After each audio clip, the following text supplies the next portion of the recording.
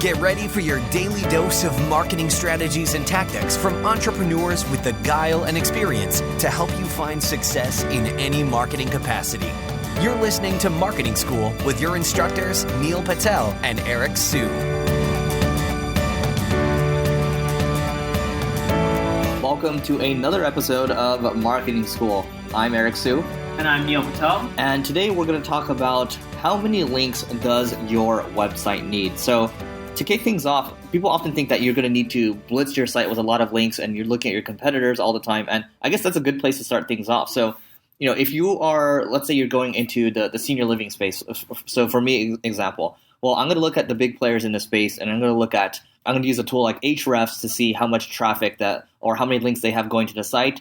And, in general, how many keywords that they're ranking for, what the top pages look like, and things like that. So that's going to give me an idea of what I need to shoot for. So always get an idea of, who your top 2 or 3 competitors are. And then, get a look at how many links they have overall, what their domain authority is. And then you can just get a lay of the land. And then you can figure out what your target should be. When you're trying to build links, you also need to look at quality. So it's not just about getting the most amount of links. It's also about building the highest quality of links too, right? So what I like doing is I go to sites like Ahrefs, type in a competitor URL, and it'll show you how many links they have, who are they from, and the domain authority of those links. So what I like focusing on is not just building pure numbers, but outperforming them with authority links. Because if they have 1,000 links, but you build 50 high domain authority links, usually you can outrank someone. It's way easier to get the domain authority links by producing really awesome content, emailing journalists and editors and writers at these big newspapers.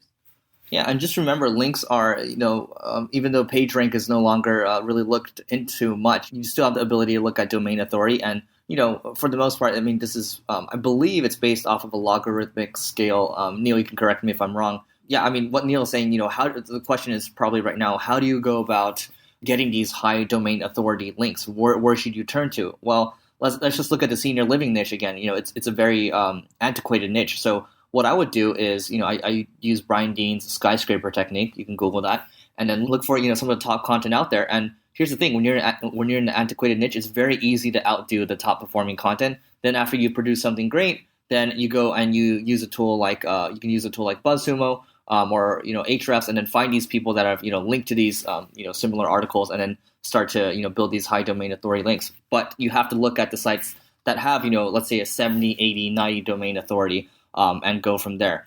Quality is very important. The quantity is important as well. I would recommend also using Ahrefs to look at the breakdown of the domain authority of links that are coming into a site. A tool like that is going to let you see that. And when you build links, Moz recently did a study that they published, and they were talking about how long does it take before links kick in. And I believe the number in their article was around 10 weeks. We're seeing on our end that links really take 6 months to a year to kick in.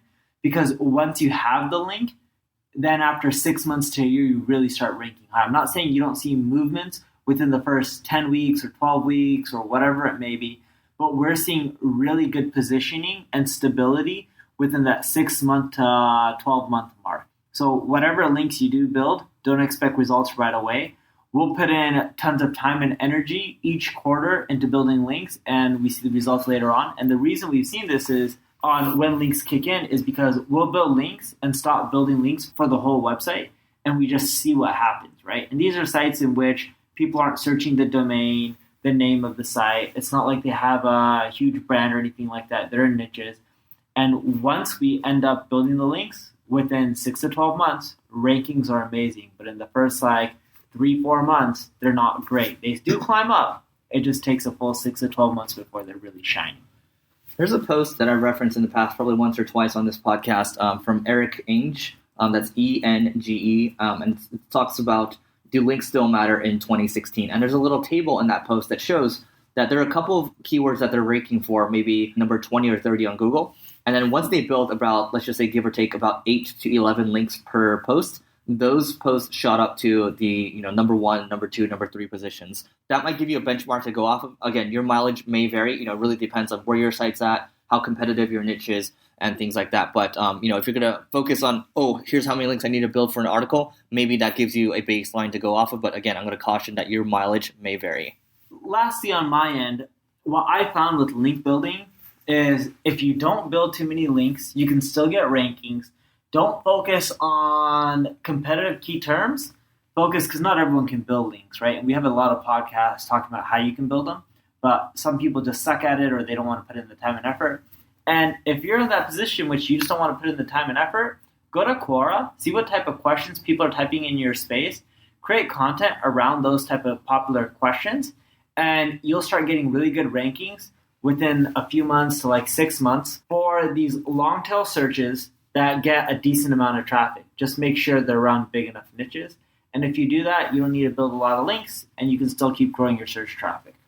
All right. So that's it for this episode of Marketing School. This one was relatively simple and to the point. If you guys have other topic ideas, please let us know. We're always looking for more ideas. You have to consider the fact that we're doing this on a daily basis, so it gets kind of crazy sometimes. So anything you have, please tweet at us, throw it at us. We really appreciate it. See you tomorrow.